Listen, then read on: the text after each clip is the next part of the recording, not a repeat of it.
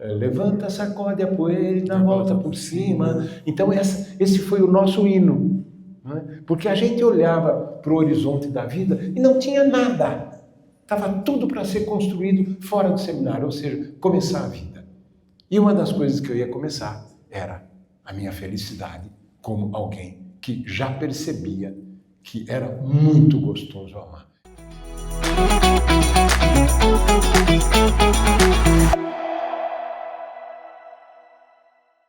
Primeiro, quero agradecer muito a presença de vocês em mais uma noite. Estamos aqui no Talk Show Guardiã Armário, o Talk Show ao vivo, aqui no SESC Consolação.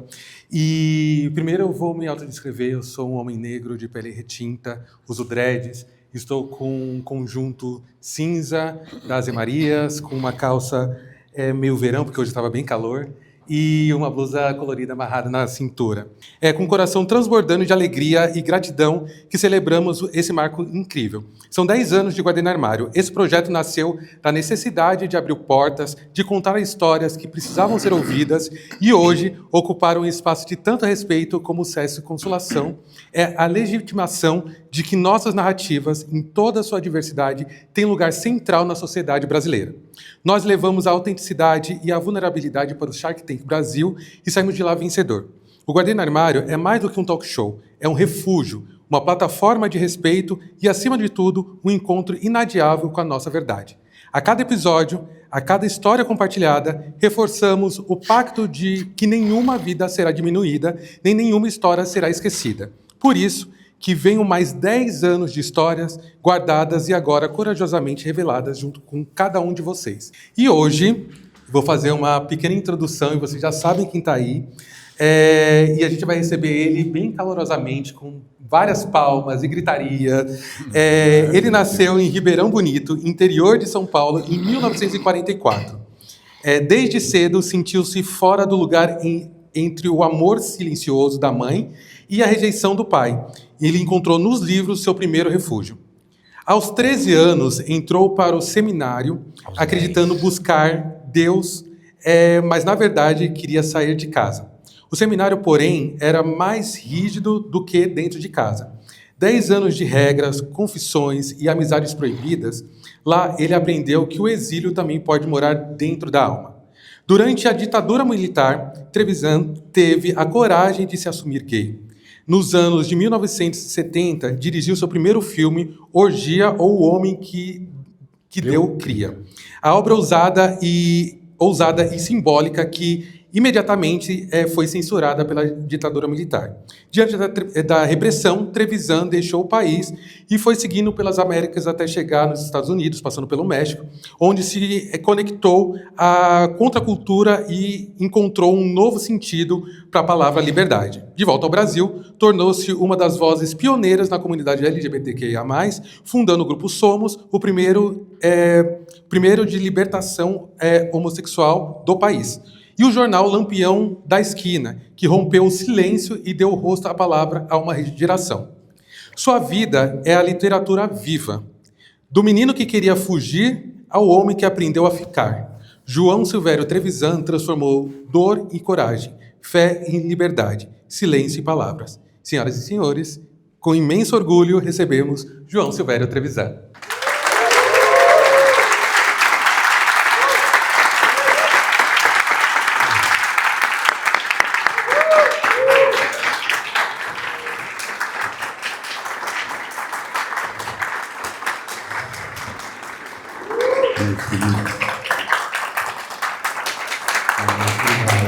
Muito obrigado. Muito obrigado.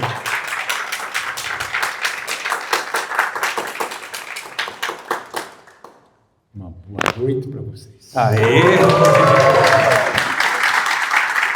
Como você está aqui? João Silvério Trevisan aprendeu a bater o leque com quem, João? Com esse carinha aqui, em cima do carro. Sim. E hoje a gente combinou, não, vamos entrar e já vamos bater o leque, né? E eu estava enlouquecido porque fizeram uma homenagem para mim. E a homenagem era o seguinte: esperar durante 2 horas em cima do carro, com um pouquinho de água, com aquele barulheira de caminhões ligados e muita fumaça. e teve uma hora que eu não aguentei e tive que descer. Mas bati muito leque antes. Sim. Até para entender, como é que era a configuração de família dentro da sua casa? Era você, seu pai e sua mãe? Quantos irmãos, irmãs? Eu era o mais velho e tinha minha irmã que vinha depois e 2 irmãos, né, com idade muito próxima. E eles eram 2 meninos que iam lá jogar futebol e tirar a aranha de buraco usando umas pelotas de cera numa ponta de barbante, que eu achava o que é isso, ficar puxando aranha, enfim. Eu ia lá brincar com as minhas primas, brincar com as bonecas, brincar de casinha eventualmente, quando eu era pequeno, e depois eu fazia cirquinho no fundo de casa, não é? E ficava de olho para não darem palito usado, que era a entrada, era um palito de fósforo, não é? Mas com isso tudo, eu sofria muito, a começar pelo meu pai, porque eu estava desonrando meu pai. Não é? Isso mesmo na infância, porque a gente Isso na infância, não. A gente está falando ainda sem o entendimento da Não, eu não sabia, eu vou juntar as duas coisas, Samuel, mas eu não sabia o porquê eu desonrava meu pai, quer dizer, eu nem sabia que eu desonrava, tinha alguma coisa errada quando eu levava chutes e murros. Não é? Do meu pai, eu saía toda manhã para entregar pão com ele, ele era um padeiro muito medíocre, o pão dele era péssimo, e ele tinha... eu não gostava do pão dele, eu comia o pão dele na casa de uma tia minha, numa chácara, o pão ficava amanhecido e aí acho que ficava mais gostoso, eu gostava de comer lá.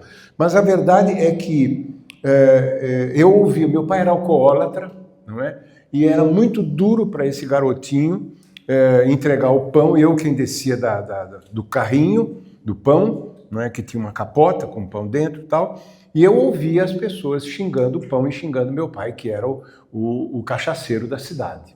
Era muito doloroso, muito humilhante, eu sofria muito, mas eu conto, desculpe, eu estou repetindo um pouco o que já está, especialmente no meu livro Pai Pai, que é a história da minha relação com esse pai. E um belo de um dia no cinema, eu acho que tinha uns 9 anos, eu talvez tivesse até menos, eu não era alfabetizado ainda, eu não conseguia ler os letreiros, mas eu percebia o que estava acontecendo, e um belo de um dia eu estava assistindo um filme com aquele saquinho de pipoca miserável,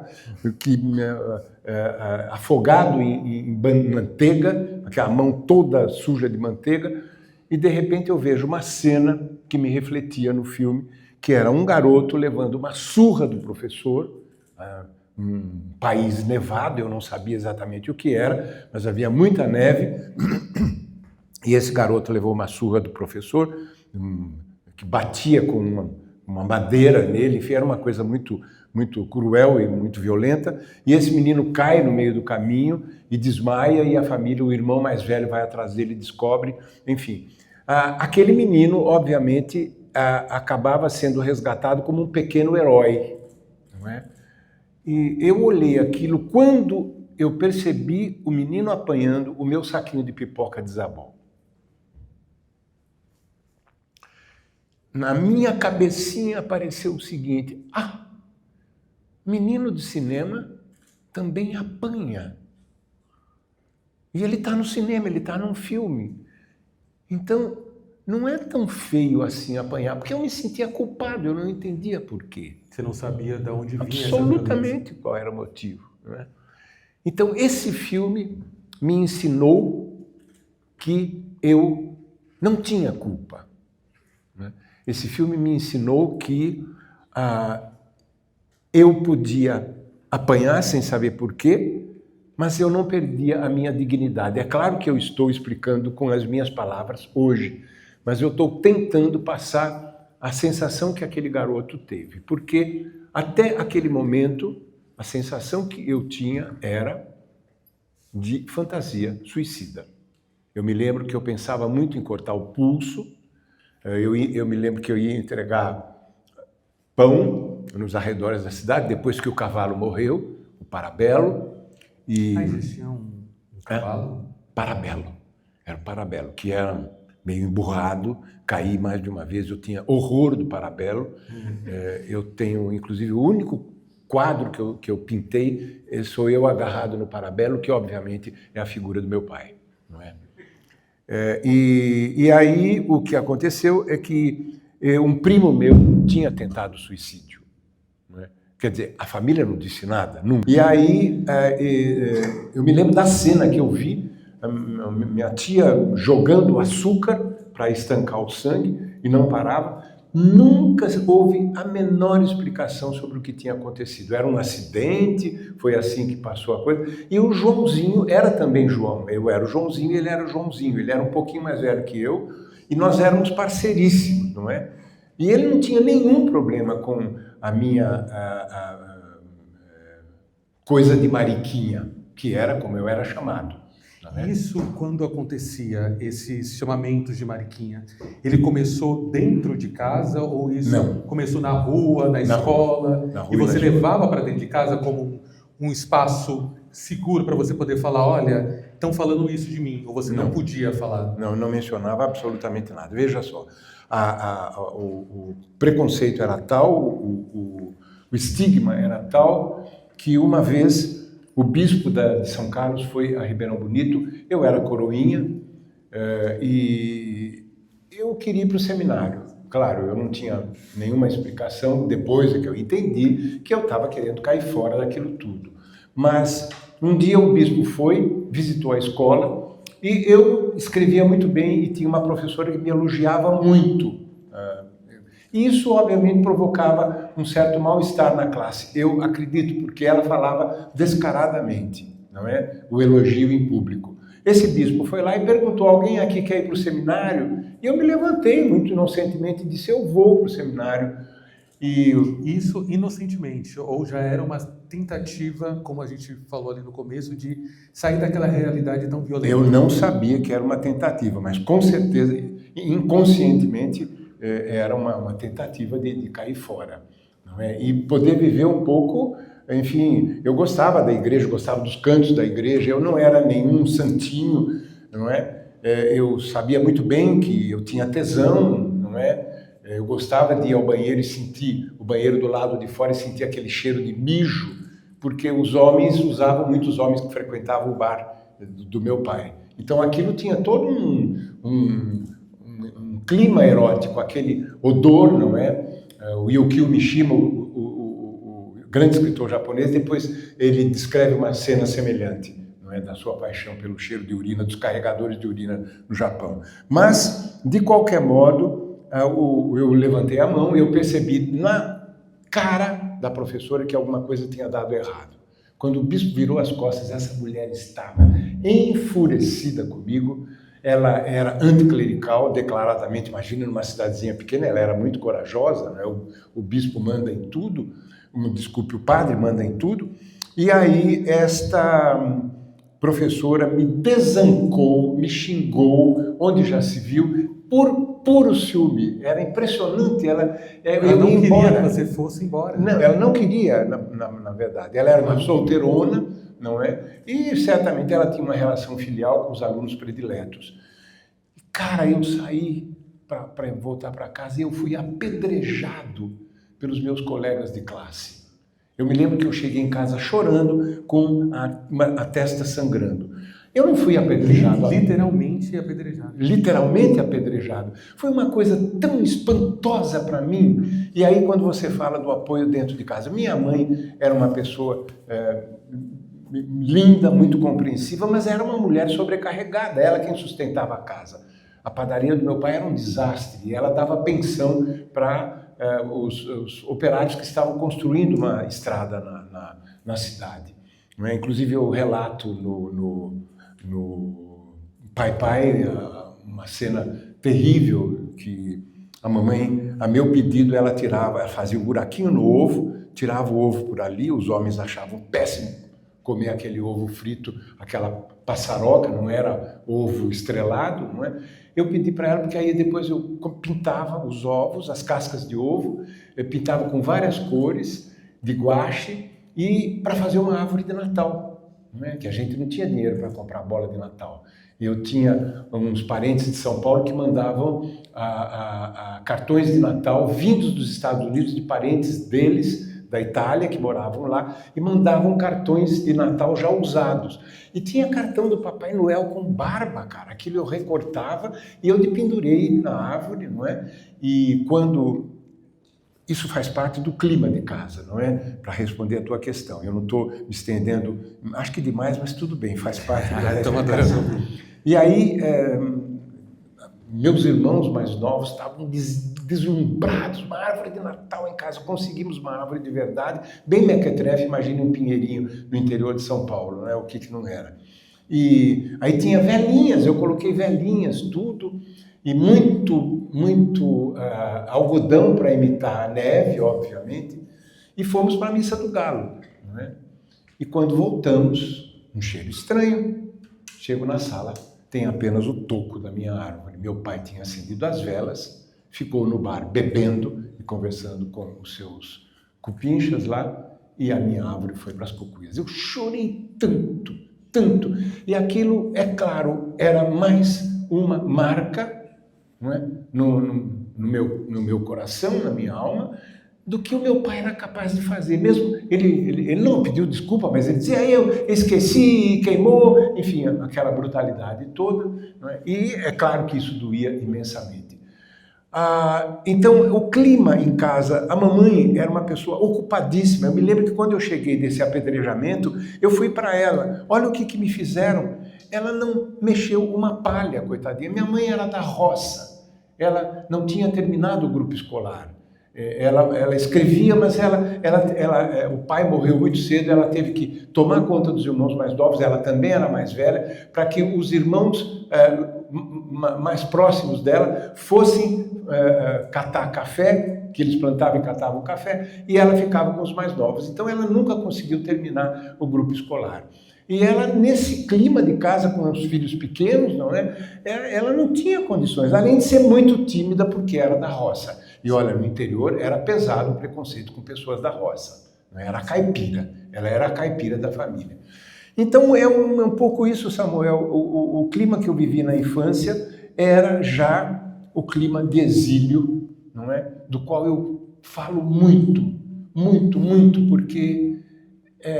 bem, deixa para depois eu menciono o exílio em que nós, LGBTs, vivemos numa sociedade heteronormativa. Eu já estava experimentando naquele momento. Eu acho que te ouvir falar sobre a sua infância e entender também que ainda hoje, né, muitos LGBTs acabam vivendo essa realidade dentro das suas próprias casas. Eu lembro de, na pandemia, receber muitos e-mails de pessoas que antes da pandemia, antes do isolamento, conseguiam ter suas vidas fora de casa, mas dentro de casa era um completo estranho, porque a família não aceitava, não entendia e muitas vezes obrigava a viver situações que não aceitava. Eu tenho próximo a mim relatos, né, de amigos que, inclusive,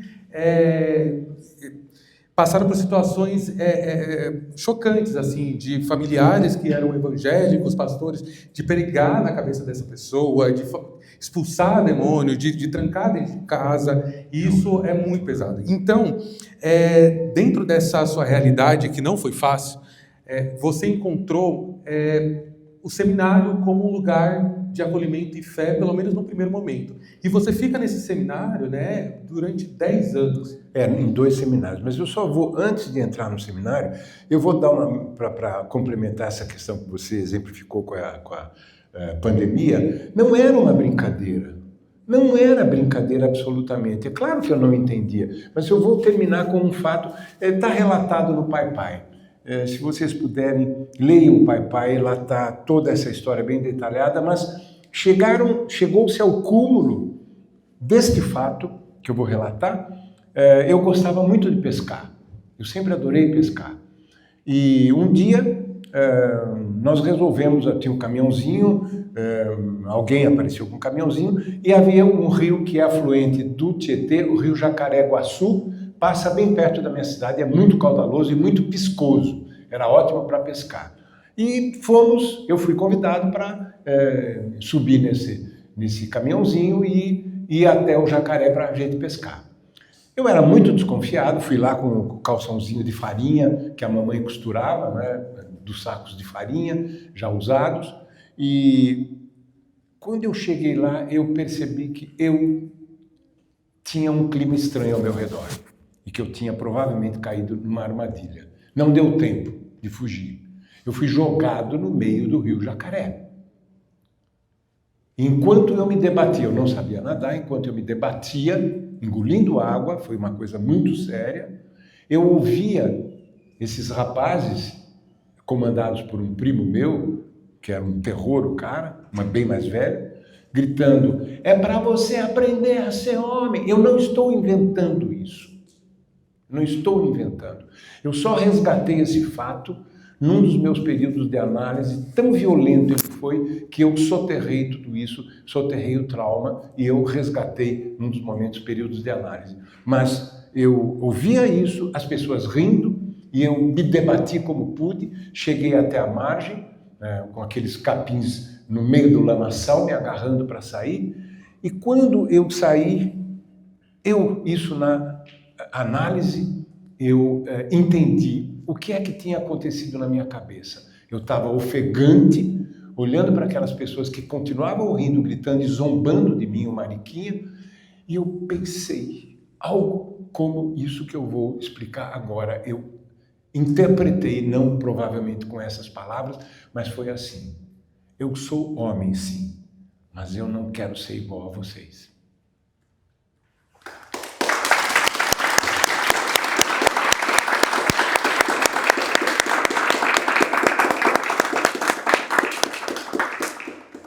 Então dá para entender bem o porquê da fuga, né?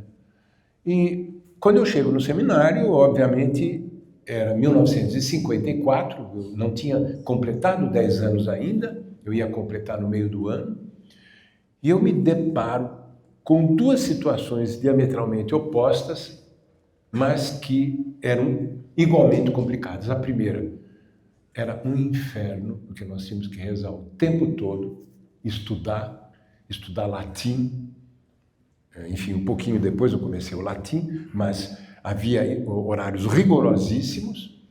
Nós andávamos sempre em fila, rezando o terço. Nós éramos proibidos de andar juntos para evitar amizades, as chamadas amizades particulares, entre aspas, porque o grande mandamento ali dentro era o sexto mandamento, a pérola das virtudes. Tinha um livrinho que se chamava A Pérola das Virtudes. Então você não podia sequer se tocar. Não é? Me lembro de um colega meu, não desse seminário, mas que eu conheci depois, ele se masturbava no chuveiro, debaixo do chuveiro, pulando, com o pinto batendo na barriga, não é? Porque não podia tocar. E era assim que ele se masturbava. Eu nem isso fazia, não é? Eu era muito tímido. Então esse lado muito ruim, uma situação muito fechada, de um tratamento, nós não apanhávamos nada, mas a gente tinha castigo, por exemplo, ficar na parede, qualquer coisa que você fizesse, você ia ficar na parede em silêncio por horas, dependendo da gravidade da tua omissão, enfim, e até a possibilidade de você ser expulso. Não é? Por exemplo, a amizade particular provocava expulsão. Mas aí, o outro lado, que contrabalançava, eu me deparei com coleguinhas. Que no meu romance Em Nome do Desejo, que é baseado na minha estadia no seminário, é o meu primeiro romance publicado. Eu me chamo no romance Tiquinho, não é uma biografia, mas eu fiz pesquisas com outros ex-seminaristas, mas tem muita coisa, obviamente, que eu vivi intensamente. E aí eu criei no romance, o nome era A Turma da Passarada, porque cada um tinha um apelido de passarinho. O que não era mentira, alguns tinham de fato o apelido de passarinho, mas a passarada eu inventei no romance, como escritor já. Não é? E um romance que eu escrevi justamente para me confrontar e equalizar, articular o que é que o amor cristão está fazendo com o amor carnal. Sempre em torno do quê? Claro, a falta de liberdade e a liberdade de amar, porque eu vivia perdidamente apaixonado por vários colegas meus. Muitos amores platônicos ali dentro? Era platônico, cara, mas eu conto isso no romance. Eu ia cheirar a camisa do cara, a camisa usada do cara por quem eu estava apaixonado. Aliás, ele foi funcionário do Sesc, era um... Olha, gente, pode entrar. Não, na época não era, na época. Ele se tornou depois. Enfim, e ele foi muito gentil comigo, muito, muito, muito. Eu agradeço imensamente a ele, mas esse cara era um pouco mais velho. O seminário tinha 2 dormitórios, dos mais novos e dos mais velhos, para não misturar, para não ter problema, que os padres não queriam saber. E aí tinha o Bedel. O Bedel dos maiores, Bedel dos menores. Então, o Bedel dos menores, ele percorria o corredor do dormitório até nós dormirmos, não é? E uma bela de uma noite, esse cara passa ao lado da minha cama e me passa a mão na minha cabeça. Não sei se eu estava me mexendo muito ou o quê. Eu fiquei absolutamente apaixonado. Aquilo era o afeto que eu não recebia do meu pai, obviamente. Eu escrevi um conto de um toureiro que o meu professor de literatura no seminário, que depois se tornou meu diretor espiritual, e lá adiante tem outras coisas com ele, o Zé Maria, que era monsenhor, mas depois que houve uma mudança no seminário, muito radical, quando em 58 entrou o Concílio Ecumênico Vaticano II com João XXIII, que revolucionou a igreja e atualizou a igreja. Então, derrubaram a mureta, os padres, vieram os padres mais novos, os padres mais velhos saíram, os padres, ou seja, mais conservadores, e os outros vieram de Roma com todo aquele clima de aggiornamento, que o concílio consagrou, essa ideia da necessidade de modernização, de atualização. E deixou o clima pelo menos um pouco mais leve? Não só mais leve. De repente eu estava estudando no seminário mais avançado da América Latina. Vinha gente de fora. Nós estudávamos de acordo com a pedagogia da...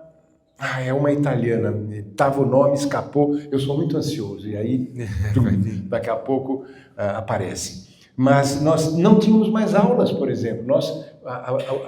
Havia grupos, né, dentro da classe que trabalhavam em conjunto pesquisando. Havia todo um outro projeto de amizade, era importantíssima a amizade, né, e havia algumas qualidades fundamentais para você continuar o seu percurso ao sacerdócio, que era essa a ideia. Então, os mais interessantes, os mais líderes eram aqueles que estavam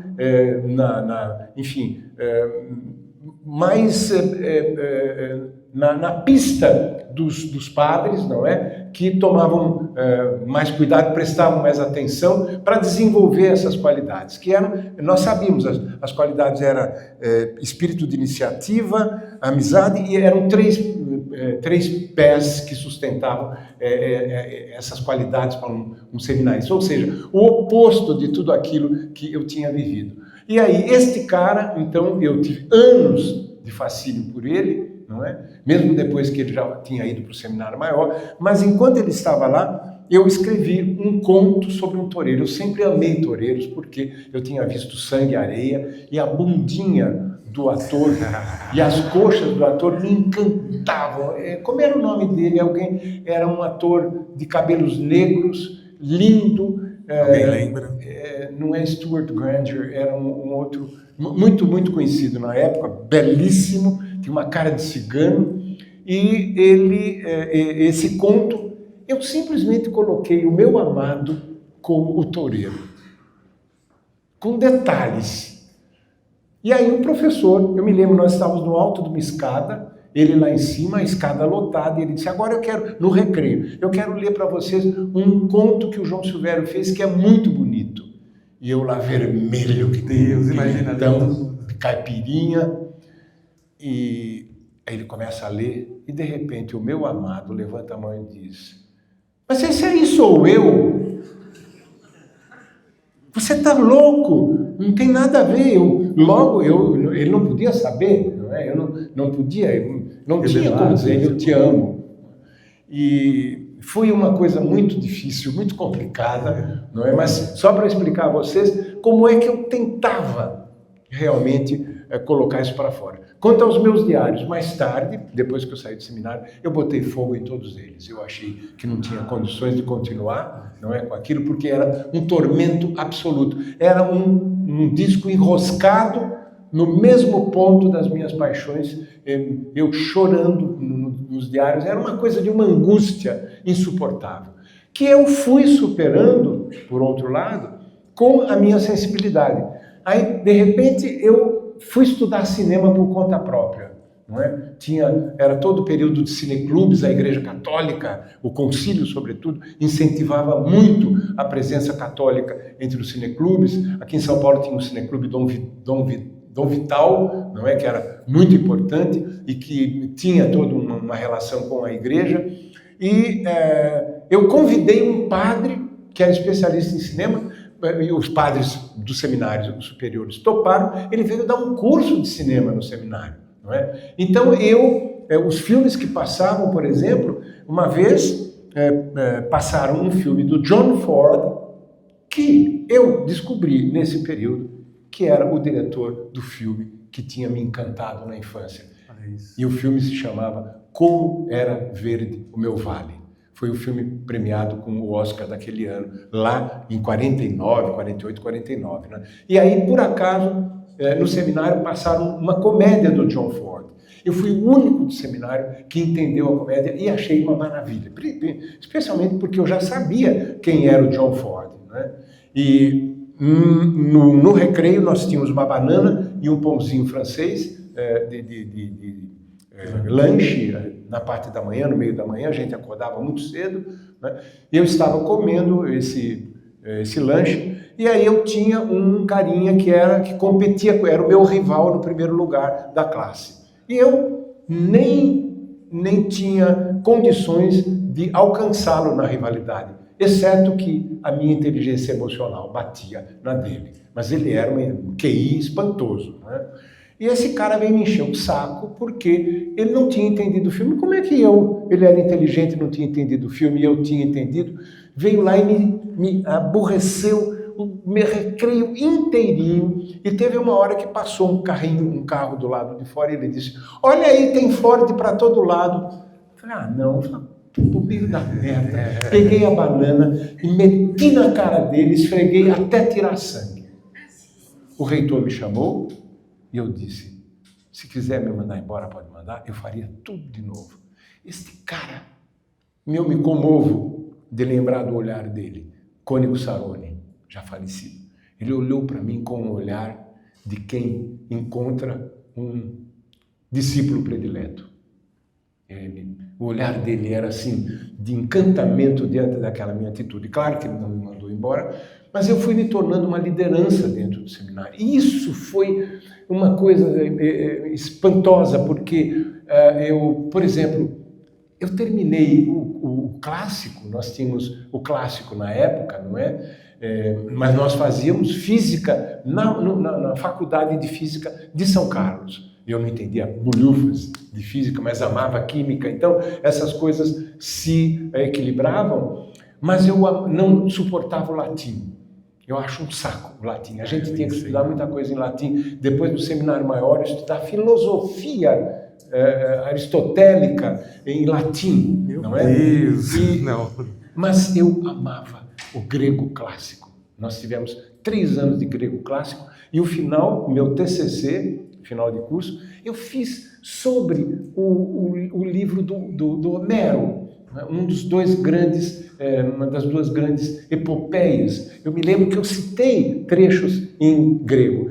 Isso eu não queria ter perdido, mas quando eu vim para São Paulo, a gente morava num porão e aquilo apodreceu no telhado, enfim. Mas essas eram as compensações. Te ouvindo falar... fiz no Seminário Maior, desculpe, depois eu fui para Aparecida, fazer filosofia lá, e lá eu fundei um cineclube lá dentro e fiz um ciclo de cinema novo. Mas eu te ouvindo falar, né, dá para perceber o quanto que o seminário fez parte da sua trajetória, o quanto ele foi importante para a sua formação.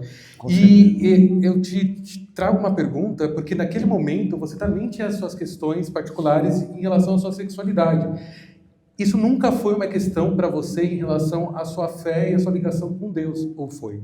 Foi, claro que foi. Era um problema, eu não conseguia equacionar as duas coisas. Mesmo com os padres mais modernos, mais atualizados, eu chegava a conversar com eles. Você falava sobre a sua sexualidade? Sim, estou apaixonado pelo fulano, eu não sei o que fazer. E eles diziam, não se preocupe, isso passa, é questão da adolescência. A adolescência é muito ambígua.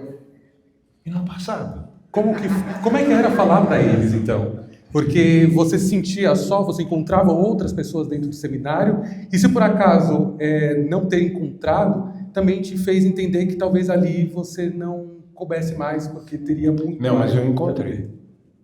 Eu encontrei a pessoa no seminário maior.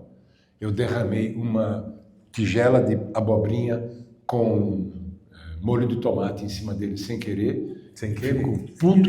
Nós não nos dávamos. Sim. Era da minha classe. E aí ele ficou puto comigo, fomos conversar. E nós estávamos apaixonados os dois, um pelo outro, cara. Eu escrevi o meu primeiro livro de contos chamado Testamento de Jonatas, deixado a David. Que o nome dele era David, com D. Eu não tirei o D.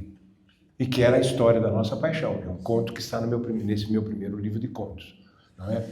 E aí eu já dei um passo, porque eu já troquei com ele, não apenas a ideia de que estávamos apaixonados, as nossas roupas eram comuns, o nosso dinheiro era comum, os nossos livros eram comuns, tudo isso inspirado naquela primeira leva da cristandade, que era aquela ideia de fraternidade absoluta.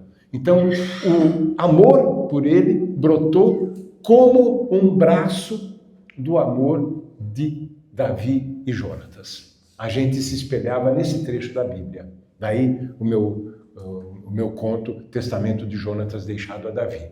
Não é? Porque ele gostava de me chamar de Jonatas, ou, enfim, fazer esse paralelo entre Jonatas e Davi. E aí, cara, meu diretor espiritual, de novo, a mesma coisa. Padre, eu estou apaixonado pelo Davi, o que é que eu faço?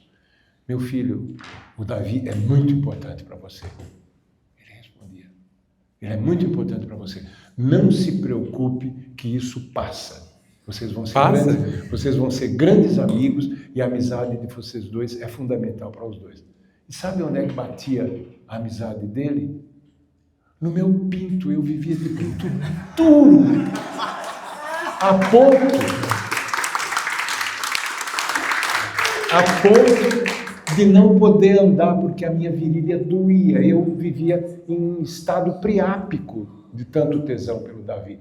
Até o ponto de chegar para ele, vamos até lá em cima no sótão que eu queria te dar um abraço. E não conseguimos passar disso. Aliás, não passava pela nossa cabeça porque a gente tinha medo de conspurcar a nossa amizade e o nosso amor. Né? Aí depois eu resolvi sair do seminário e ele resolveu sair junto. Né? Fora do seminário, um dia ele foi em minha casa, nas férias, e ele me propôs transar, e eu não perdoo o cristianismo de ter matado boa parte dos meus amores. E esse foi um. Eu disse para ele, se a gente transar, a gente não vai conseguir mais olhar um para o outro. Ou seja, havia um dilaceramento interior que tornava essa situação um martírio, um absoluto martírio. Depois disso, nunca mais vi esse cara. Não é? Aliás, vi sim, mas en passant, no casamento dele, inclusive. E saindo do seminário, já tendo um entendimento sobre a sua sexualidade, em algum momento você leva isso para casa? Eu lembro que, em algumas entrevistas, você me fala sobre conversar com seu irmão.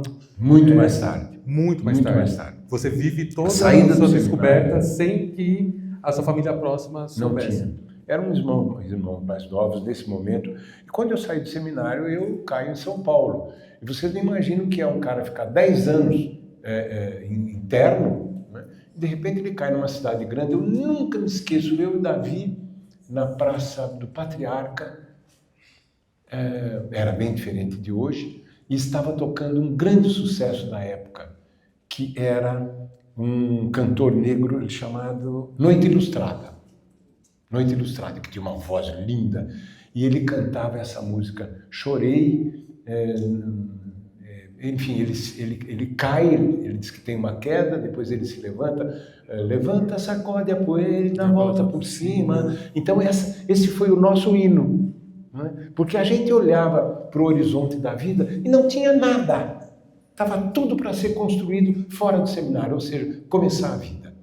E uma das coisas que eu ia começar era a minha felicidade como alguém que já percebia que era muito gostoso amar. Eu enlouquecia. Eu estou escrevendo um novo romance agora, a terceira parte da trilogia, né? Que é justamente baseado a partir de uma história de amor dilacerante, né? E nesse romance eu digo, as minhas histórias de amor são histórias de surtos amorosos.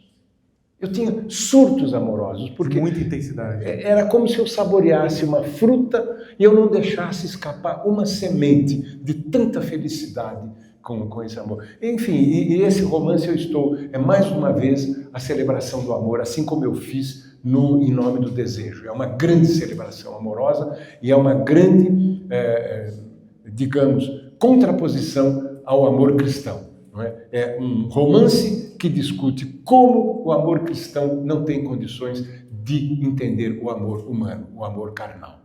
Não tem como. O amor cristão é todo cheio de dogmas. Não é?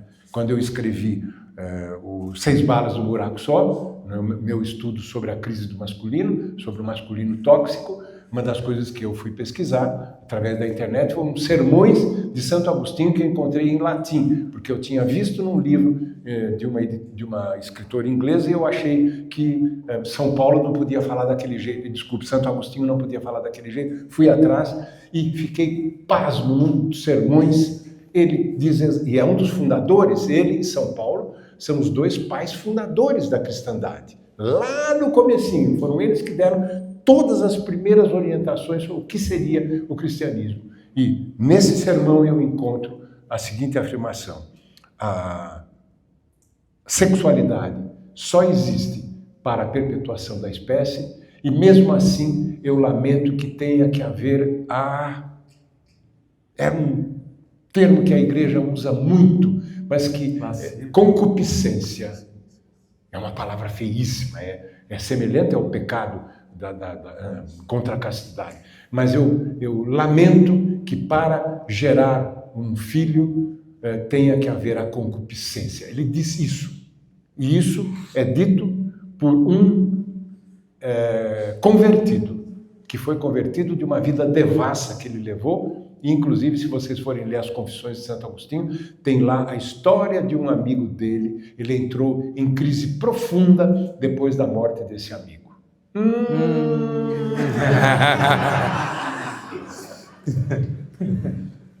Olha, você sai do seminário e encontra um Brasil na ditadura militar e você nessa vontade de dizer também para o mundo sobre a sua sexualidade, você faz um filme e ele é censurado. Eu gostaria que você falasse um pouco sobre esse filme e sobre esse momento da sua trajetória. Esse meu filme, na verdade, ele é um filme saída do armário. Mas é uma saída do armário, não é abrir a porta, é chutar a porta. Porque tinha uma ditadura. Vocês não imaginam o que é uma ditadura. Vocês pegaram um pouquinho, uma pitadinha no governo do Bolso Bosta. Então, esse nome suja a boca, então é melhor falar bosta mesmo. O clima criado pela ditadura é uma coisa diabólica. Você tem a sensação de que você não pode respirar. Era irrespirável o ar, né? Em todos os sentidos. Você precisava ver primeiro onde é que você podia pisar. Era uma coisa cotidiana, eles controlavam tudo, não é? E aí isso gerava uma raiva, um mal-estar, um desespero, porque nós éramos muito jovens. Então eu comecei a fazer cinema logo que eu saí do seminário. Eu criei com os amigos comunistas uma empresa de cinema, uma pequena produtora. não é? Que, enfim, acabou logo, não deu muita coisa, mas aí eu estava na boca do lixo, onde se faziam os filmes aqui em São Paulo, os filmes baratíssimos, as pornochanchadas, inclusive, não é? Que aconteceram logo depois. Então eu tinha um pouco de espaço para pensar em filme, em fazer filme, que era o meu desejo, porque eu tinha brigado com a literatura no seminário. Essa é uma história que está lá no Pai Pai, não é? Exatamente quando entra o meu pai em cena, num conto que eu escrevi, que também está no Pai Pai, esse conto. E aí eu saí do armário em 69, depois de pintar e bordar, porque aí foi uma maravilha. Meu, parque, banheiro, banheirão, não é? Cinema de pegação, tudo isso, claro, na clandestinidade. Mas nós somos especialistas em viver à margem e nós sabemos encontrar os caminhos ali, não é? Na clandestinidade. Não tem como. O desejo, ele é imperativo. Nós sabemos muito bem. E eu fui, em 69, eu fui para a Europa, eu tinha trabalhado num filme, e o diretor, que era um espertalhão, me pagou o meu trabalho com uma passagem que ele recebia de graça, ele conseguia de graça, do Festival de Leipzig, na Alemanha comunista, que era um festival de documentário muito conhecido. Tanto que eu levei o meu documentário que eu fiz clandestinamente, o Contestação, eu levei para lá, só que era um documentário maoísta, né? E naquele momento a Alemanha comunista era soviética, ou seja, anti-Mao.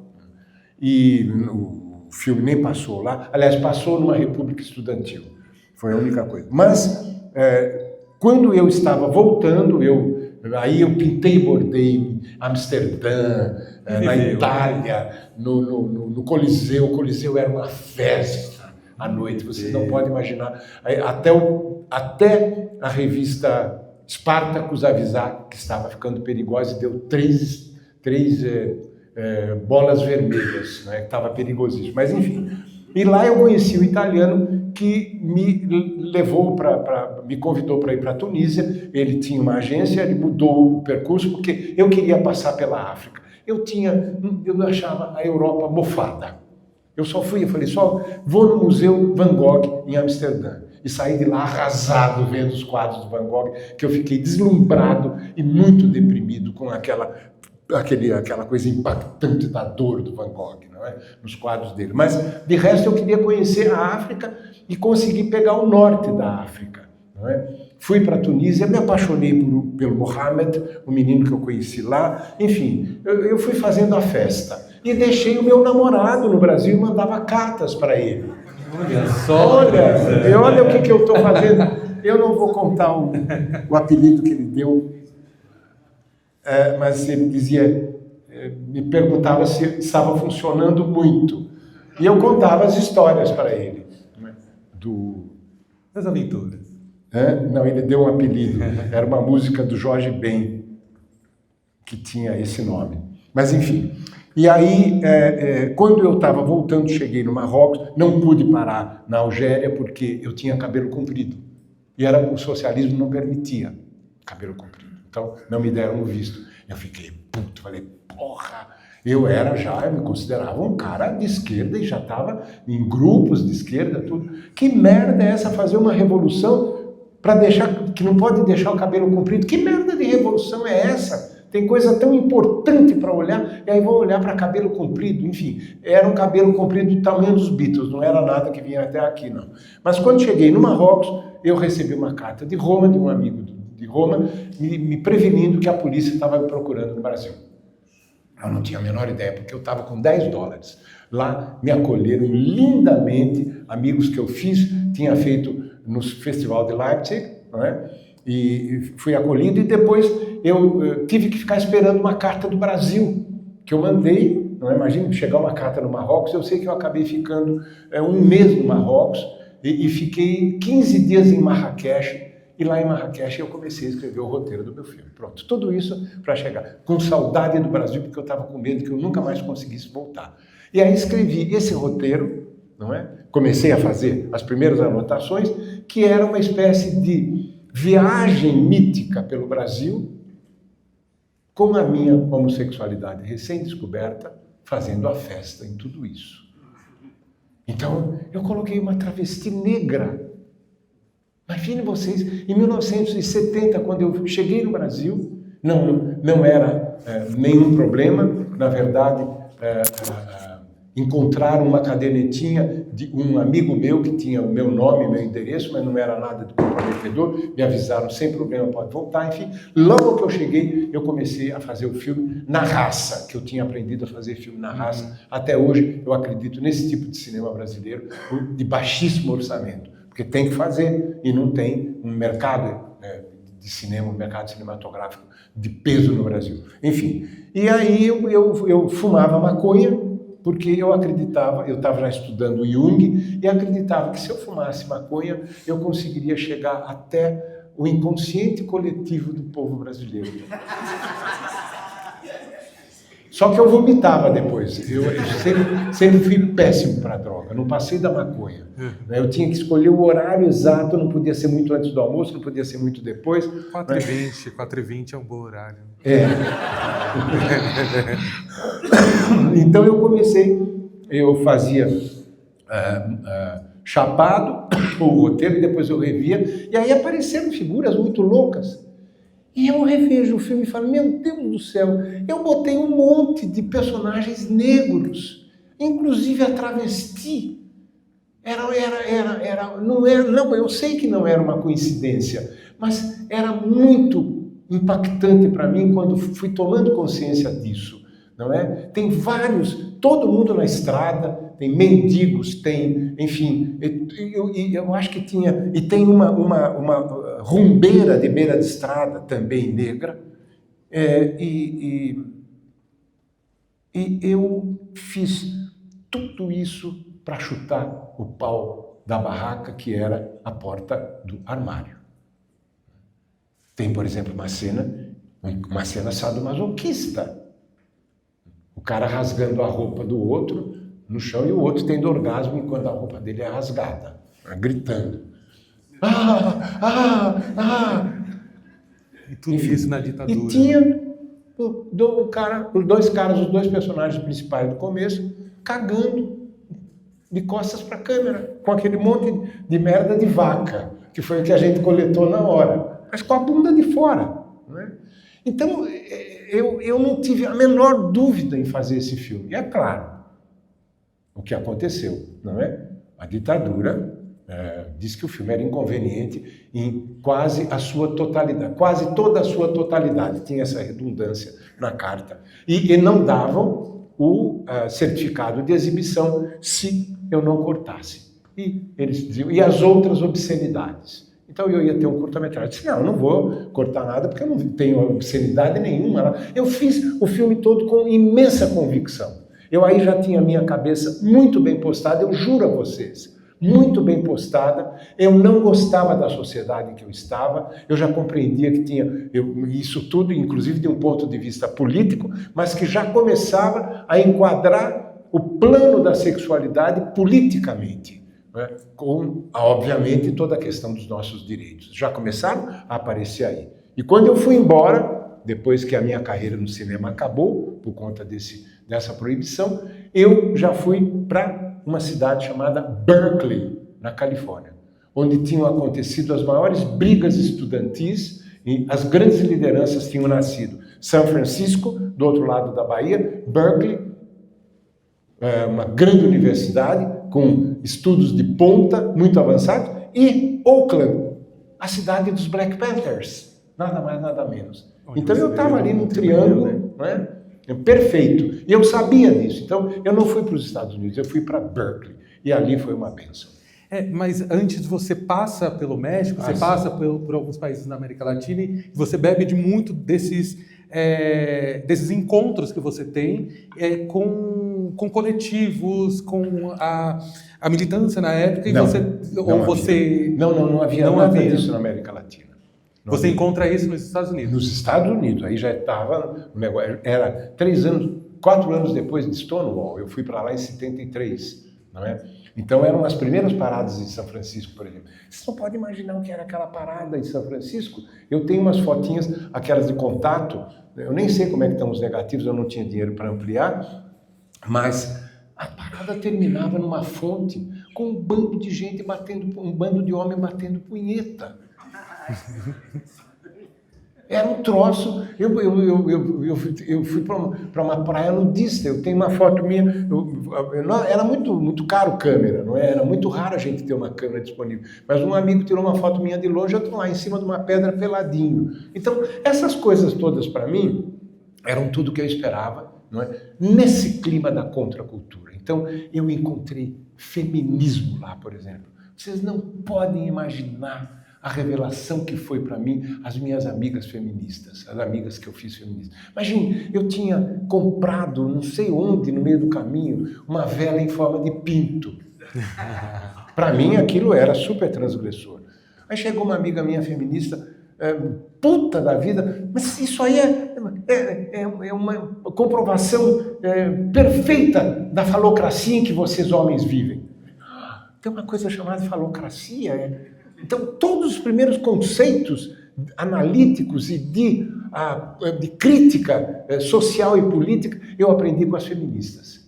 Eu aprendi com as minhas amigas feministas. Agora, vocês imaginem, eu amei o México, tanto que eu voltei para o México, não é? Nunca tive um namorado americano, transei muito, mas nunca tive um namorado americano, era muito complicado o negócio nos Estados Unidos. No que eu vou para o México, eu vou atravessar uma rua, em Berkeley não tinha problema de atravessar a rua, os carros todos paravam, Berkeley era uma cidade avançadíssima do ponto de vista de tudo que nós vivemos hoje. Já naquela época coletávamos vidro, etc. Bom, enfim, quando eu vou atravessar a rua no México, eu quase sou atropelado, e o cara que quase me atropelou se tornou meu primeiro namorado no México. Olha isso. Você tem ideia da diferença. Né? Mas eu estava explicando, então, o que eu encontrei lá. E aí, eu não tinha muito contato com a comunidade negra. A comunidade negra estava vivendo um período que nós estamos vivendo um pouco semelhante, ou talvez já tenhamos passado um pouco hoje. Ela era uma comunidade muito orgulhosa de si. Black is beautiful. Eram os americanos mais lindos. Andavam, mesmo que fossem pobres, estavam resgatando realmente sua autoestima. Não é? E isso, para mim, obviamente, era uma referência importantíssima, além dos Black Panthers. Por quê? Aquele momento que eu estava vivendo nos Estados Unidos, que era o ápice da counterculture, a contracultura, não é? E que era um guarda-chuva da nova esquerda, da New Left, tudo isso estava debaixo desse guarda-chuva, hippies, pacifistas, gente contra a guerra do Vietnã, anarquistas, comunistas, a luta antirracista, etc. E isso tudo era o oposto daquilo que eu vivia no Brasil, aquele ar irrespirável. Aqui, me lembro que Berkeley eu estudei de graça durante 8 meses, todos os dias na escola da cidade, curso para estrangeiro, de graça, para vocês terem ideia o que era a cidade. Não é? E eu convivia, eu fui morar com americanos, tinha amigos brasileiros e amigas brasileiras, mas eu fui morar com americanos e aí eu sorvia tudo isso. Então lá, por exemplo, eu conheci o Gay Sunshine, que era o grande jornal para a comunidade homossexual, que era de grande peso. Eu li aquelas entrevistas de compositores, escritores, políticos homossexuais, não é? E aquilo nós debatíamos, nós discutimos, a gente esperava o jornal chegar. Daí que veio a inspiração para o Lampião? Mas não foi nos Estados Unidos, não. Eu não tinha. Aí foi depois. Eu só queria acrescentar só mais uma coisinha. Eu me lembro, eu já tinha muito encantamento pela cultura negra americana. Eu acho que a música americana não existiria sem a comunidade negra. Não é? Toda. Se não é diretamente influenciada, é indiretamente. Eu me lembro que uma das coisas que eu mais amava eram os Black Spirituals, não é? Que eu amo até hoje, eu tenho paixão. E eu fui numa igreja, foi uma das também. grandes revelações. Eu fui com uma amiga minha, brasileira, chapadésima naquela tarde. A gente queria saborear aquilo. Né? E a pastora, era uma pastora visitante. Quando ela viu 2 brancos lá dentro, ela quis saber não é, a opinião e tal, porque eles estavam cantando lindamente tudo aquilo que a gente vê, não é, eles dançando. Era uma coisa inacreditável. É incrível. Era inacreditável, aquela beleza daquela fé. Não é? E essa minha amiga foi chamada lá na frente para dar um testemunho, foi muito hilário, foi absolutamente hilário.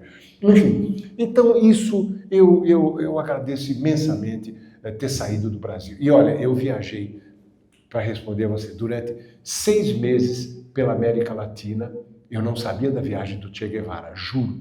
Fomos eu e um autor de novela da Globo, enfim, que não interessa o nome, que era um jovem, enfim, fomos juntos e viajamos do Uruguai até o México, passando pela América Central, inclusive, quase sempre de ônibus, alguns curtíssimos pedaços em Aliscafo, que era aquele barco que anda por cima da água, não é? Ou avião, um trechinho minúsculo na América Central, não é? E no México, é claro, eu fui encontrar um bocado de exilados brasileiros, inclusive 2 amigas que eu fiz lá, 2 brasileiras lésbicas, que depois que eu voltei, não é, e se tornaram minhas grandes amigas. Imagine, elas conheciam Chavela Vargas, para vocês terem ideia, era do círculo delas, que era pinta brabíssima, Chavela.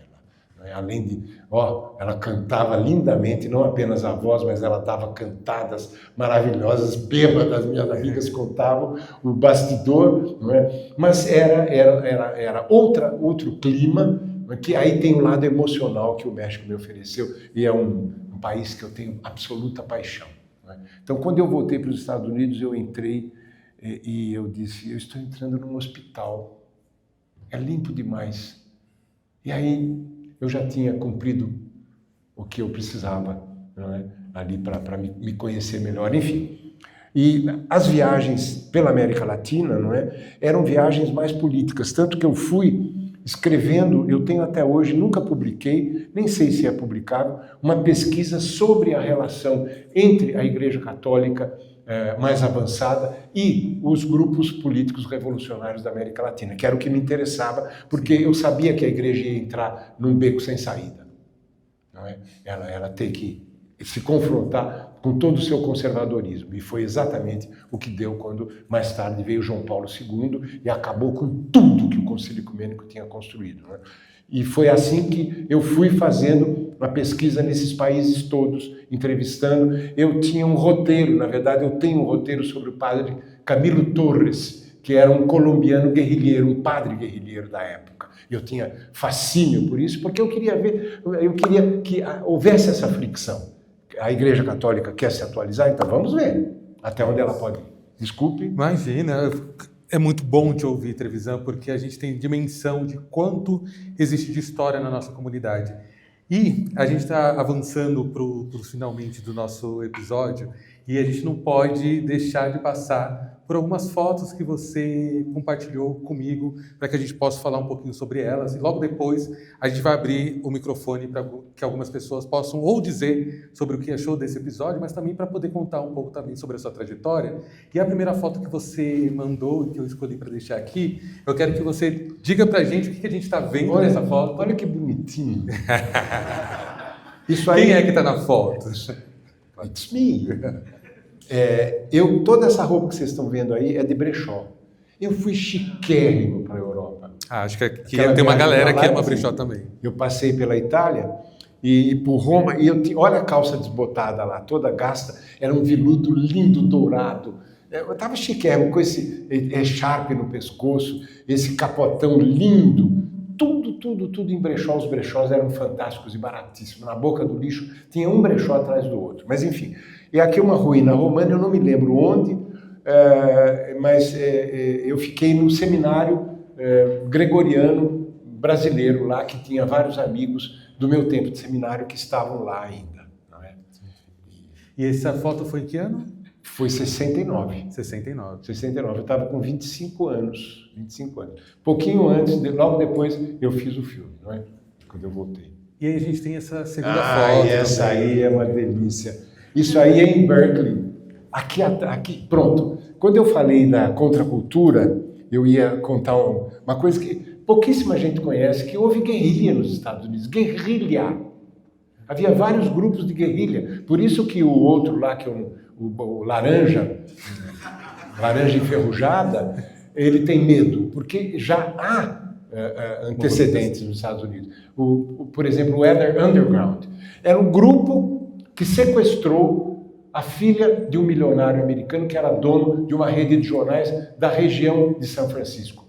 Era o cara que inspirou Orson Welles a fazer o Cidadão Kane. O Citizen Kane.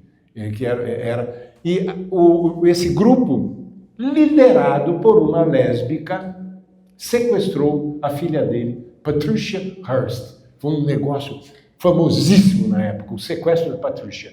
Como se não bastasse, a Patricia entrou no grupo. Foi uma piração. E aqui, na frente da casa onde eu morava com o Philip, uma casa de madeira, de 2 andares, nós morávamos no andar de cima, apareceu uma pichação onde se via We, aqui, Love.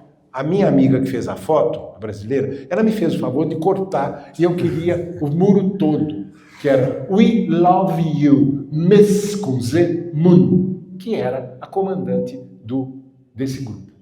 Essa lésbica que assinava Miss com Z porque não era nem Miss com S e nem Mrs, enfim. Era Miss com Z, na época era um diferencial. Então eu tirei essa foto aqui, cabeludo, e essa calça fez o maior sucesso nos Estados Unidos. Aqui, na época no Brasil, vocês não imaginam o que era a nossa vivência clandestina na ditadura. A gente mandava fazer roupa, era moda na época, uma chita, aquele algodão bem fininho, que forrava a máquina de imprimir cores nos tecidos. Então, aquela chitazinha, ela ficava totalmente borrada.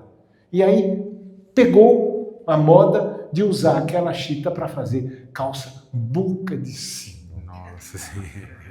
E na ponta da boca de sino tinha aqueles pendões de cortina. E aqui era aberto, tinha um pano por dentro, com uma cintura baixa, também estava na moda. E quando você queria ir para a balada, você baixava o pano e ficava os teus pentelhos para fora. Só.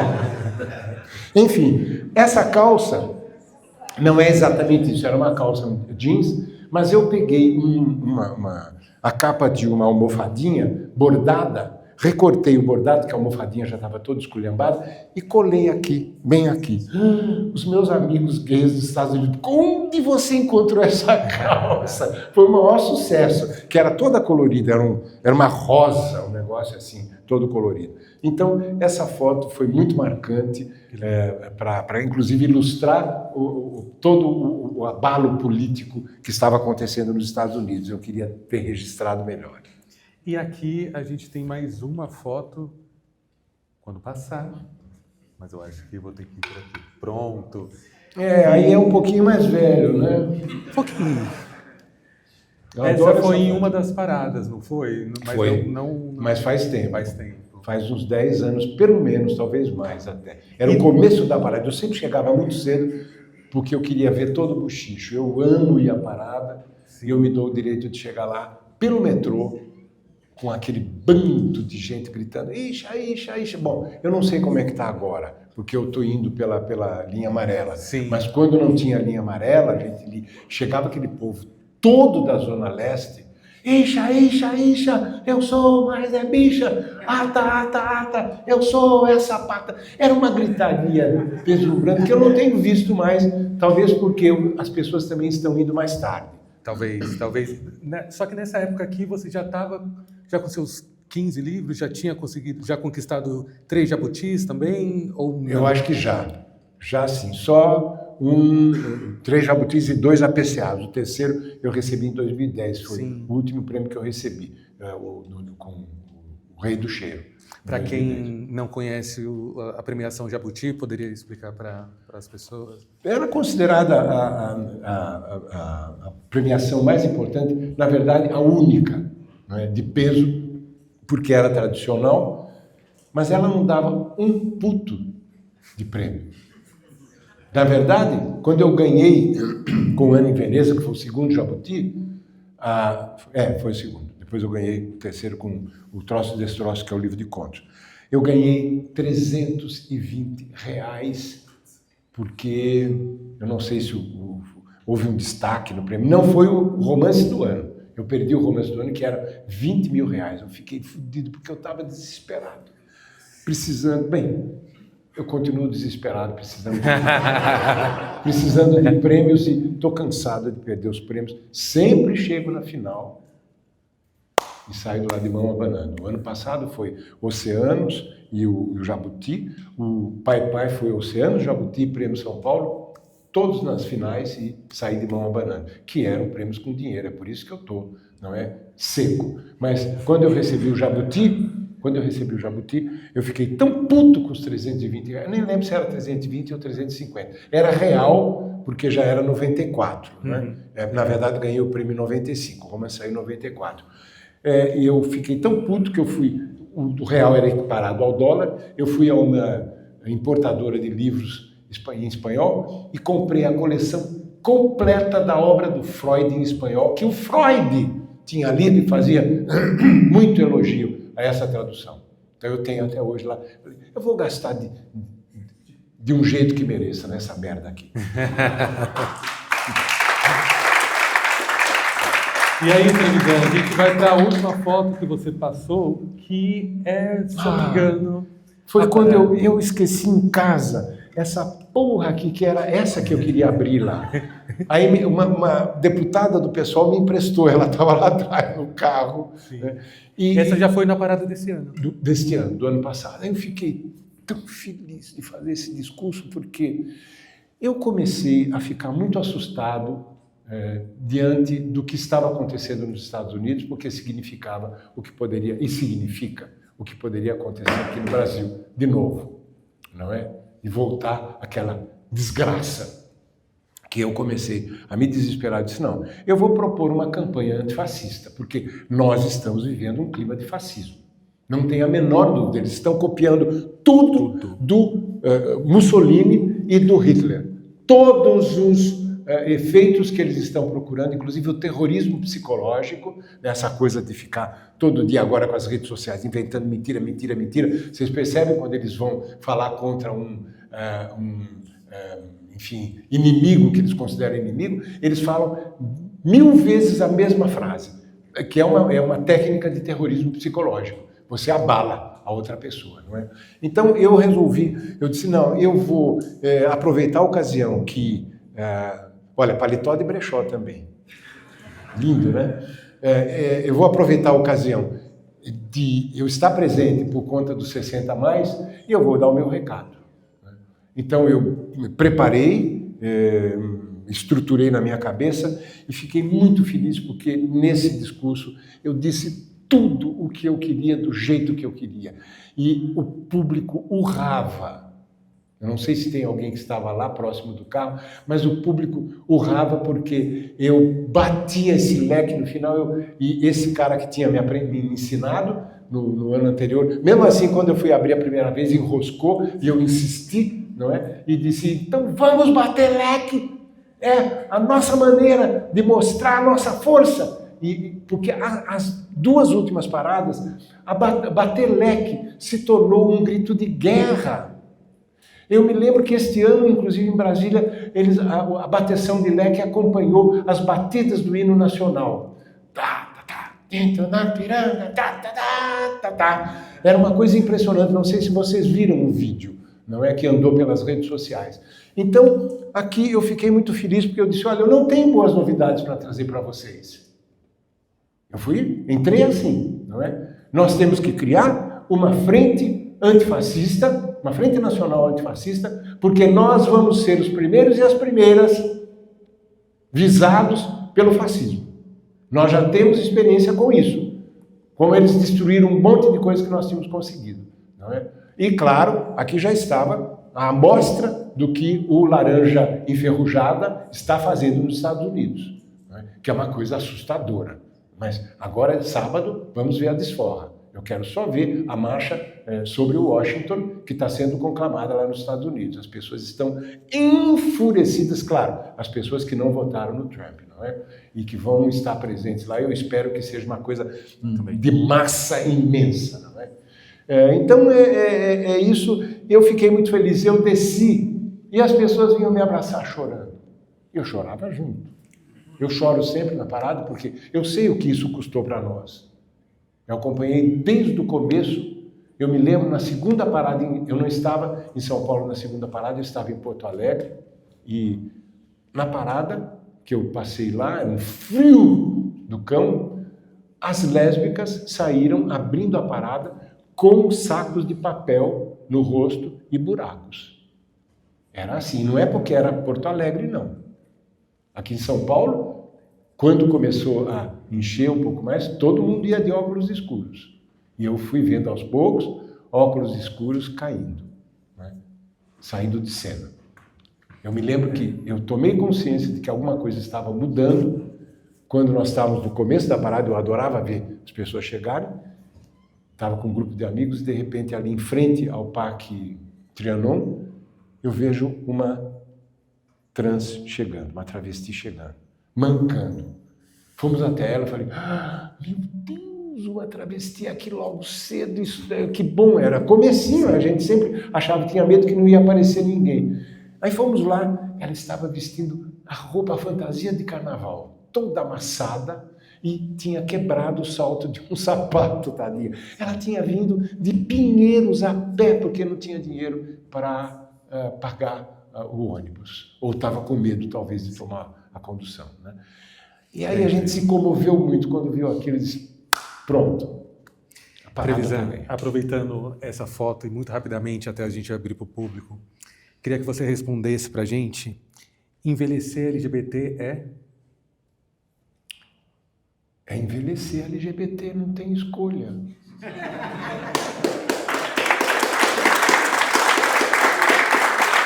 A única escolha possível é fazer de conta. E essa não é uma escolha de gente madura. Eu dei uma entrevista, agora já falei um pouco disso lá. Um dos grandes problemas da comunidade LGBT... Principalmente da comunidade gay. Principalmente da comunidade gay. Especialmente na comunidade gay, que é o que eu conheço melhor, né? Tem horror de envelhecer. Nós temos a fantasia da juventude eterna, ou o sonho da juventude eterna, não por acaso. Porque se nós já somos solitários e solitárias, jovens, com todas as amizades que a gente tem, a gente já prevê o que vai ser a velhice. Mas isso, obviamente, não é argumento para fazer de conta que a velhice não vai acontecer. E eu não contei isso lá na entrevista, um dos sintomas mais graves disso, que eu vivi essa situação nos Estados Unidos, que me comoveu profundamente, não só quando eu fui para lá na década de 70, mas agora quando eu fui convidado para ser professor na Universidade de Austin, professor convidado, escritor convidado, e fui para dar aula e palestras. Na verdade, eu encontrei as pessoas ainda mais politizadas em relação à velhice. Eles organizam grupos para visitar senhoras e senhores que estão solitários.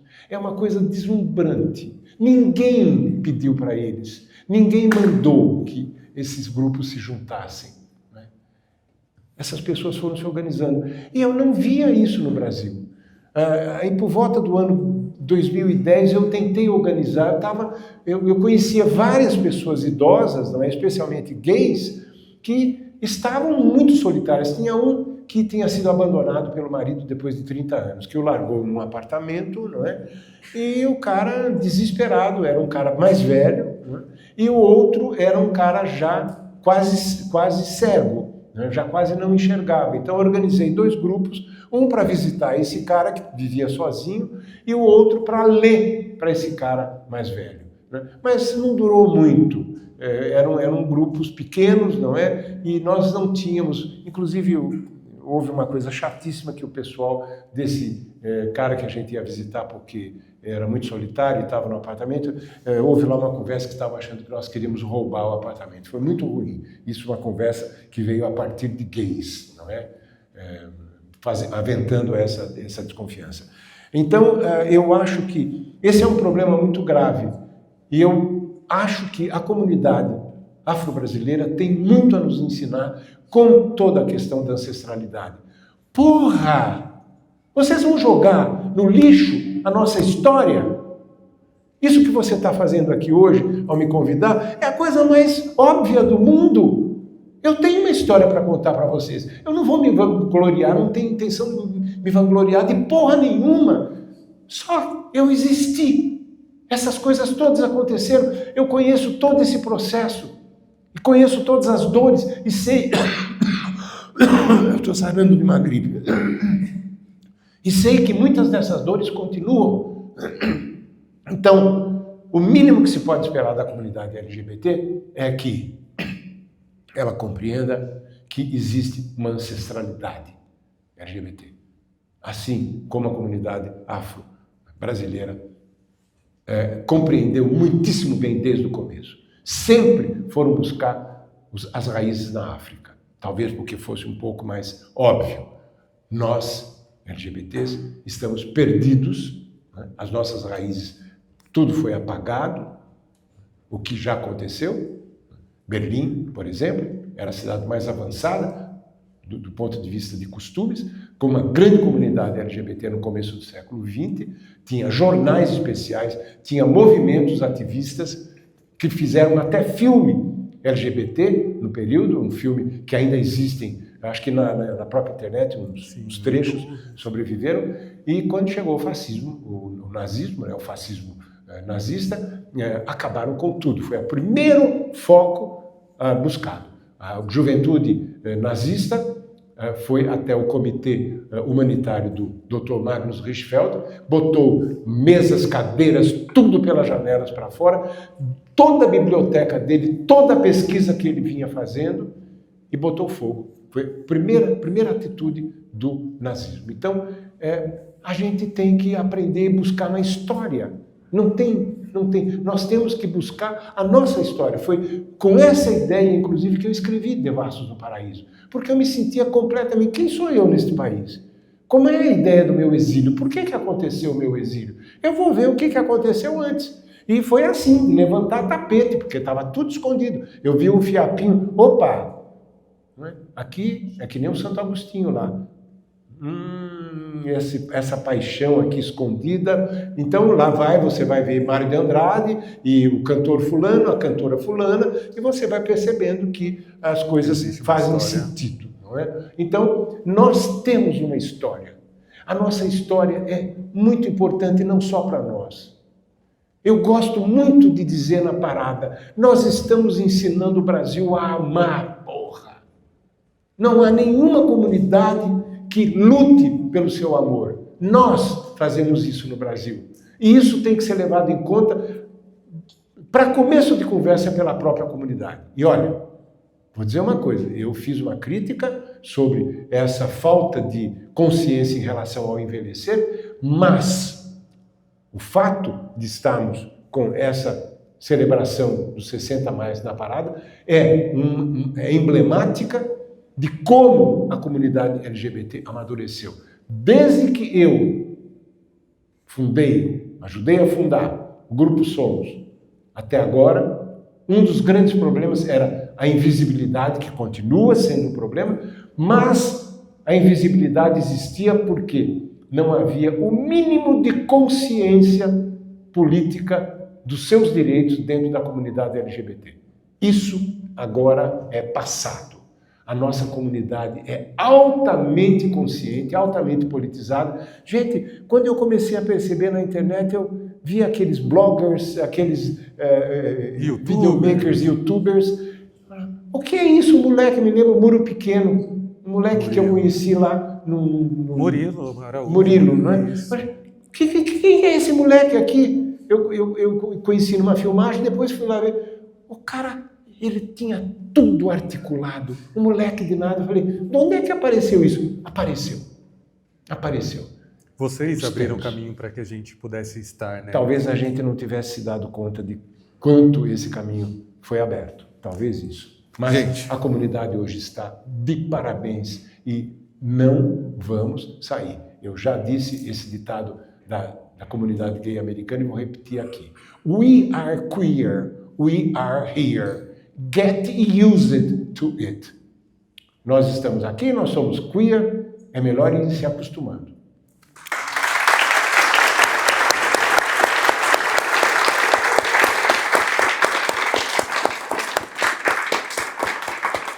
Televisão, se ouvir é uma aula, muito obrigado por ter aceitado vir no Guardiã Armário.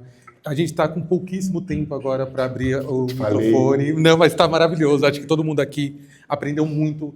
É uma noite de escuta e de muito aprendizado, que é como você mesmo disse, né? A comunidade preta, ela aprende muito com a ancestralidade, e a gente está fazendo esse movimento também com a comunidade LGBT, de entender que se nós estamos aqui hoje, ocupando o Sesc Consolação, trazendo histórias de formação e de identidade LGBT, é porque vocês abriram todos os caminhos para que a gente pudesse estar. E nesse momento, eu gostaria de abrir o microfone muito rapidamente, a gente só vai conseguir abrir para uma única pessoa, quem sentir a vontade de poder falar, ali no canto.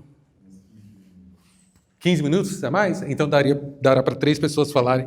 Então vamos aqui nesse canto, e aí quem quiser falar também, trazer um apontamento, alguma pergunta. Desculpe, antes que você fale, eu vou só complementar uma questãozinha. Um exemplo claro dessa dificuldade com a ancestralidade é a minha obra literária. A comunidade conhece, olha lá, hoje conhece muito melhor, Devassos do Paraíso. O resto, eu escrevi esses livros a partir da década de 70. Por que é que vocês não estão lendo? Eu recebo relatório de vendas, um livro como 6 balas num buraco só, num país de 220 milhões de habitantes. Às vezes, em um trimestre, 15 exemplares de um livro que fala de uma coisa gravíssima, que é a crise do masculino, o masculino tóxico. Dói pra caramba cada vez que eu recebo. E claro, isso significa que eu não recebo direitos autorais também. Não é o de menos, não. É muito importante. Eu acho que eu tenho muito isso. Eu devo agradecer ao João Silvério Trevisan. Eu agradeço para ele, viu? Porque o meu envelhecimento, eu acho que ele está sendo uma coisa natural, com um infarto nas costas, com operação de próstata, com apendicite agudo e outras coisinhas que podem acontecer, mas que eu acho que fazem parte. A minha relação com a morte, eu morro de medo de morrer, eu não vou dizer besteira, eu acho que nós todos e todas morremos de medo, mas a minha relação com a morte eu venho preparando há muito tempo, já fiz período de análise longo para discutir a questão da morte. Então, eu acho que o meu envelhecimento não implica necessariamente afundar dentro de uma caverna. Né? É claro que eu me sinto mais cansado, mas eu procuro caminhar, eu sou contra carro, acho muito complicado, uso transporte público, né? Quando é necessário eu uso Uber, mas, de qualquer modo, eu continuo as minhas atividades enquanto for possível e com muito carinho. E as atividades incluem tudo, viu?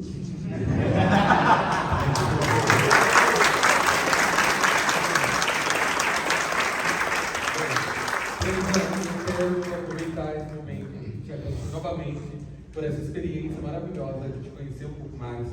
Quero te fazer uma última pergunta, muito rapidamente. Como é que foi também para você estar aqui no Guardiã Armário Talk Show, ao vivo, com essa plateia, poder dividir um pouco da sua vida? Foi uma delícia, assim, com muita sinceridade.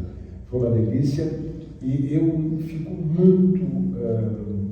eu fico muito encantado e grato em que tenha um público que veio à noite, não é, deixou um pedacinho da sua vida aqui, e isso é muito gratificante. Eu cansei de falar para 3 gatos pingados e gatas pingadas. Cansei da minha vida. Eu já tive palestra cancelada porque não apareceu ninguém. Então, quando tem um público, eu sei exatamente o que isso significa para mim e o que isso significa para vocês, porque vocês deixaram de fazer outras coisas. Então, essa bela plateia que você conseguiu e que tem conseguido, eu acho que eu só posso agradecer a presença de vocês e o seu convite. Viu, Cristiano? Muito obrigado.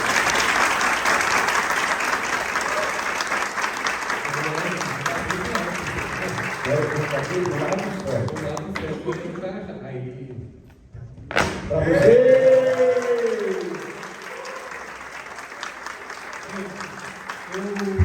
Mais uma vez quero agradecer vocês por estarem aqui presentes de verdade, sabe? Eu falo sobre essa presença física, mental e espiritual. Essa troca que a gente está tendo aqui é algo que tem transformado, né? Eu falo a primeira noite da semana passada, houveram transformações na vida de muita gente, eu acredito que hoje também não será diferente. Mais uma vez eu te agradeço a toda a equipe do SESC, todos os parceiros e parceiras que estão comigo nesse projeto. Na semana que vem a gente está aqui de novo, no mesmo horário, no mesmo dia. E na semana que vem nós temos a Giovanna Deodoro, uma mulher trans, preta, historiadora, comunicadora, e ela vai contar também sobre o processo dela de aceitação e vivência também. Então, agora a gente vai para aquele momento de fotos, de abraços, de recados, e eu pedi para o Trevisan indicar algumas músicas, depois eu vou colocar uma playlist que vai ser colaborativa também para vocês terem acesso. Né? Sim, vou terminar com as músicas. E é isso, Trevisan. Muito, muito obrigado e até o próximo encontro. Obrigado a você.